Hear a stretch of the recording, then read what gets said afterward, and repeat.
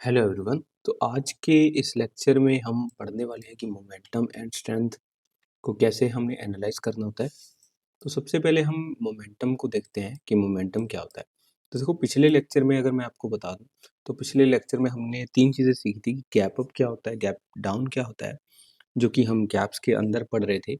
उसके बाद हमने सीखा था कि प्रीवियस डे की हाई और लो भी आपके लिए सपोर्ट एंड रेजिस्टेंस के जोन की तरीके से काम करते हैं। प्लस हमने ऑर्डर ब्लॉक्स को समझा था कि ऑर्डर ब्लॉक्स क्या होते हैं और कैसे उनको हम यूज़ कर सकते हैं। तो अब जो हम बात करने वाले हैं कि कैसे हम जो है एक हाई जो मोमेंटम है, राइट, उसको एक अच्छा ज़ोन बोल सकते हैं। तो देखो, मोमेंटम को मार्क करने के लिए आपको क्या है, देखो मोमेंटम का सबसे जो बेसिक सा मतलब ये है कि कहाँ पे सबसे ज़्यादा, कहाँ पे जो है आपका एक बाइंग और सेलिंग हो रही थी, राइट। सबसे ज़्यादा बाइंग और सेलिंग क्या हो रही थी और कौन से पॉइंट पे ज़्यादा हो रही थी, राइट, उसको हम क्या बोलते हैं, अपना मोमेंटम बोलते हैं। अब देखो, मोमेंटम और स्ट्रेंथ ऑलमोस्ट सेम ही है, आपको देखने में ज़्यादा इनमें कोई फ़र्क नहीं लगेगा, तो इसीलिए हम इसको एक ही चीज़ में कवर करने की कोशिश करें। देखो, मोमेंटम का क्या मतलब होता है कि एक डायरेक्शन में सबसे ज़्यादा बार मार्केट कब गई। देखो, यहाँ पे अगर आप देखो तो ये क्या है, एक अप साइड का मोमेंटम है। इस ज़ोन के बाद जो है मार्केट क्या गई, ऊपर की तरफ गई। तो ये आपका क्या है, एक मोमेंटम है कि अभी जो मार्केट है वो अप साइड का है, राइट। ये तो हमने ट्रेंड में भी सीखा। बट आपको क्या करना है, जैसे हम इसको मार्क करने की कोशिश करें, राइट। तो इसको मार्क करते टाइम अगर आप इस पूरे ज़ोन को मार्क कर रहे हैं, राइट, इस पूरे ज़ोन को आप एक सपोर्ट मार्क कर रहे हो, तो ये आपका क्या था, मोमेंटम था। यहाँ पे आपकी जो मूव थी वो डाउन साइड थी। तो इससे हम क्या पता चल रहा है कि भाई यहाँ पे सबसे ज़्यादा जो कैंडल्स हैं, राइट, यहाँ पे सबसे ज़्यादा जो वॉलेटिलिटी थी और मार्केट नीचे की तरफ गया, और जैसे ही इस ज़ोन पे फिर से मार्केट आएगी तो मार्केट फिर से नीचे आपकी जा सकती है, राइट। ये होता है मोमेंटम का काम। वैसे ही एक मोमेंटम आपके लिए एक फिर से सपोर्ट एंड रेजिस्टेंस के जोन की तरीके से काम करेगा। जैसे ही ये ब्रेक होगा, ये फिर से आपका क्या बन जाएगा, एक ऐसा एक मोमेंटम का जोन बन जाएगा कि यहाँ से जो मार्केट है और नीचे जा रही है, राइट। अगेन आप देखो, तो मोमेंटम और आपका ये गैप जोन, राइट, हमने कल मार्क किया था, ये गैप वाला जोन अगेन यहाँ पे क्या हो गए, ओवरलैप हो गए। तो इसका मतलब क्या था, हमें यहाँ पे अगर हम इस मोमेंटम को मार्क करते तो हमें पता चल जाता कि यहाँ पे कुछ ना कुछ होगा, राइट। और गैप जोन होने के बाद गैप अप हुआ, राइट। तो अगर हम इस चीज़ को समझें कि हमने मोमेंटम को कैसे मार्क करना है, तो देखो, मोमेंटम को आप एकदम से ऐसे मार्क नहीं कर सकते, राइट। उसके लिए आपको स्ट्रेंथ को भी समझना पड़ेगा। देखो, स्ट्रेंथ का मतलब क्या होता है कि एक जगह पे कैंडल्स जो हैं वो कौन से कलर की हैं, राइट। एक जगह पे एक जोन के अंदर कौन से कलर की जो कैंडल्स हैं ज़्यादा है। अगर मैं इस जोन को पकड़ लूँ, राइट, अगर मैं इस जोन को हम कहूँ कि ये मेरा जो है एक सपोर्ट का जोन, मैं इसको मार्क करने जा रहा हूँ, तो इस जोन के अंदर मेरे पास कौन सी जो कैंडल्स हैं वो ज़्यादा हैं, राइट। कौन सी जो कैंडल्स हैं वो ज़्यादा है। अगर मैं इस पूरे जोन को कहता हूँ कि ये मेरा जोन जो है वो एक सपोर्ट का जोन है, राइट। ये जो है मेरा एक सपोर्ट एंड रेजिस्टेंस का जोन है। अभी के लिए मेरा रेजिस्टेंस का जोन है, राइट।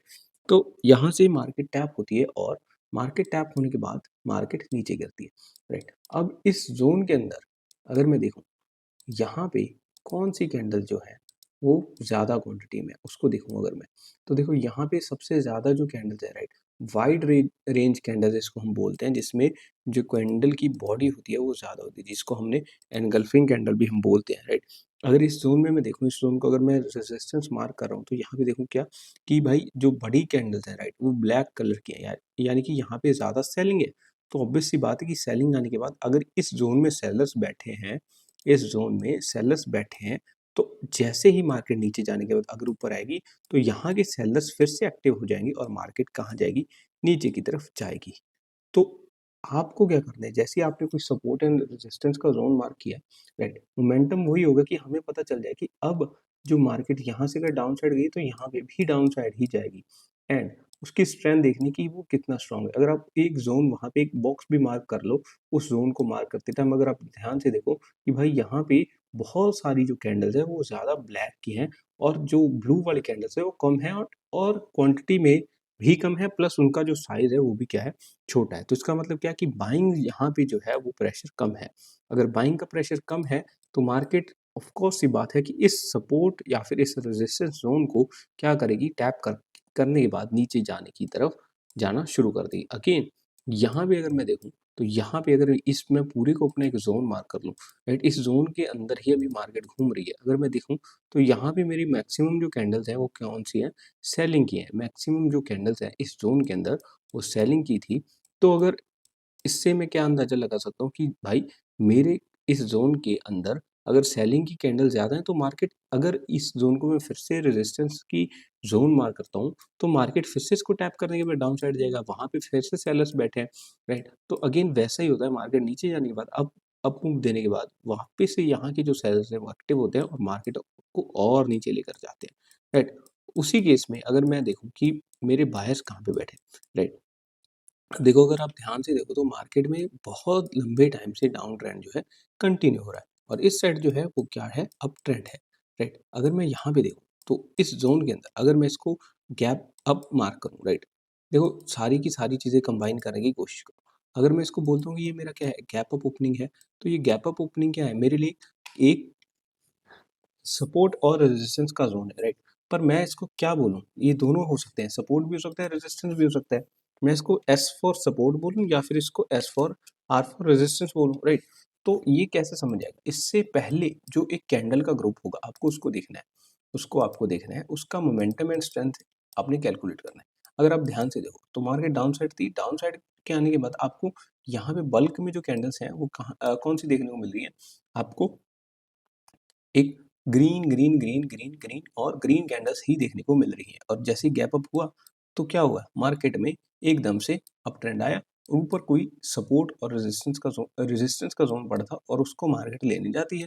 मार्केट यहाँ पे इसको टैप करी, फिर से नीचे और फिर ये जो आपका ये रेजिस्टेंस ज़ोन था, राइट?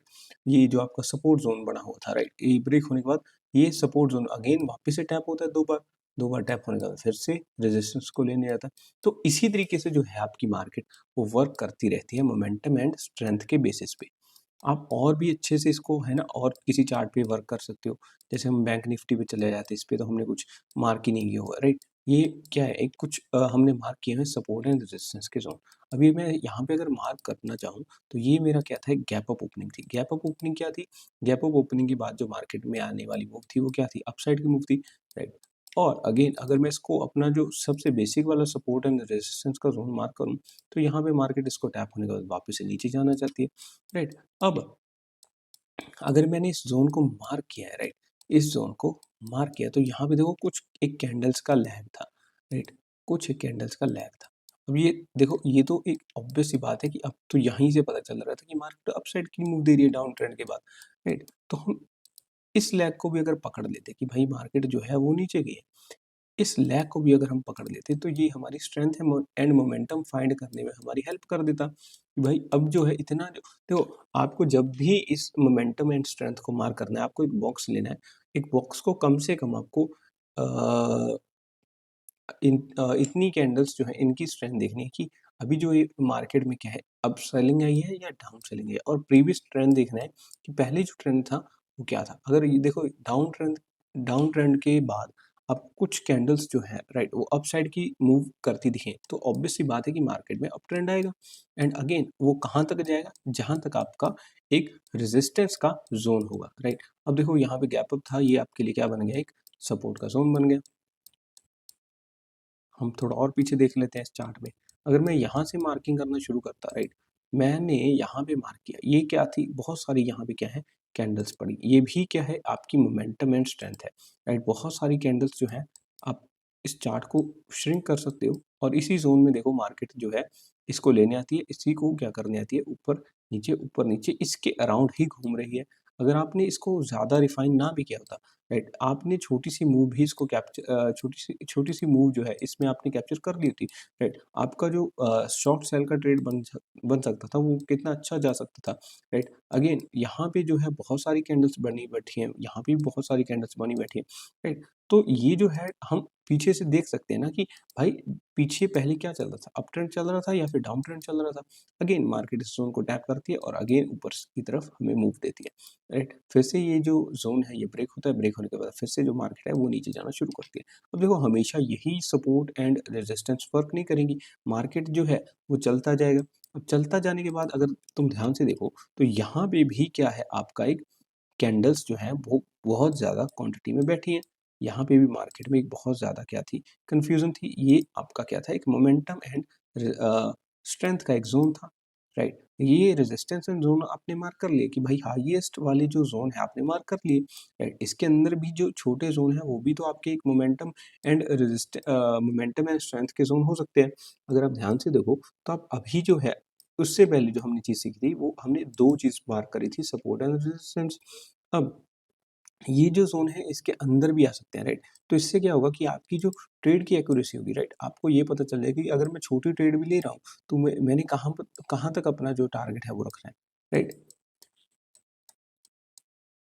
ये हो गया आपका मोमेंटम एंड स्ट्रेंथ का कंसेप्ट। आपको आई नो कि हो सकता है कुछ जो नए लोग हैं, राइट? उनके लिए ये हो सकता है थोड़ा उन लोग को टफ लगे कि यार ये कैसे हो रहा है, कैसे हो रहा है? देखो अभी तक आपने कुछ चीज़ें सीखी हैं। सबसे पहले हमने एस&आर कैंडल्स सीखी, कैंडल्स के बाद चार्ट पैटर्न सीख लिए, फिर उसके बाद हमने सपोर्ट एंड रेजिस्टेंस सीख ली, उसके बाद हमने गैप अप्स सीख लिए, राइट? गैप अप्स सीख लिए, गैप सीख लिए, ठीक है? गैप्स के बाद अभी हम आए हैं स्ट्रेंथ एंड मोमेंटम पर। हमने ट्रेंड एनालिसिस करना भी सीख लिया, राइट? अभी आपने ये 3 चीज़ें सीखी। इसके बाद आपने अभी मल्टी टाइम फ्रेम एनालिसिस सीखना है और भी जो है ना मार्केट में इंटर मार्केट एनालिसिस आप सीखने वाले हो। तो ये सब चीज़ें अगर अभी आप सीखोगे, राइट? अभी आप अभी से ट्रेड मत लो। अभी आपको क्या करना है, इस चीज़ को बैक टेस्ट करना है खुद से। आपको एक जर्नल मैं बताऊँगा, वहाँ पे आपको कम से कम 100 से 200 जो एंट्री है, राइट? 100 से 200 जो ट्रेड है वो लेकर देखनी है, खुद से उनको लिखना है नोटबुक पर, ठीक है? वो आगे होगा और अभी इस इन लेक्चर्स को बस आप देखते रहो, जितना भी आपको समझ आ रहा है, कम से कम एक बार जाके चार्ट पे इसको प्रैक्टिस तो करो। सिर्फ देखने से कुछ नहीं होने वाला, क्योंकि सबसे बड़ा गुरु जो आपका होगा ट्रेडिंग की जर्नी, वो आपका खुद मार्केट होगा, ना कि कोई और इन्फ्लुएंसर या फिर कोई ट्रेडर, राइट? हम आपको मैं अगर आप अपनी बात बताऊँ, राइट? मैं आपको बहुत से है ना कंसेप्ट बता सकता हूँ कि भाई ये ऐसे काम करता है, ये ऐसे काम करता है, राइट? हर एक कंसेप्ट की जो एक्यूरेसी होती है वो डिपेंड करती है कि आपने उस सेटअप के साथ कितना टाइम जो है वो स्पेंड किया है, राइट? आप जितना ज़्यादा किसी चीज़ पे प्रैक्टिस करोगे उतना ज़्यादा आपको वो ईज़ी हो जाएगा, उतना ज़्यादा वो आपके लिए ऑटोमेशन पे चलने लग जाएगा। तो अगर आप ऑटोमेशन पे उस चीज़ को लेकर जाने की कोशिश करोगे, फिर जाके जो है आप उस चीज़ को विदाउट एनी रिस्ट्रिक्शन उसको कर पाओगे, राइट? तो चलो मैं मिलता हूँ तुम लोग को भी नेक्स्ट लेक्चर में, जिसमें हम और आगे सीखेंगे और फिर उनके बाद सारे लेक्चर्स को कवर करने के बाद सब कुछ जो है एक साथ हम कैसे कंबाइन कर सकते हैं, कैसे हम ट्रेड लेंगे, वो हम आगे के लेक्चर्स में देखने वाले हैं। चलो मैं मिलता हूँ तुम लोग को नेक्स्ट लेक्चर में। God bless you and thank you for watching till the end.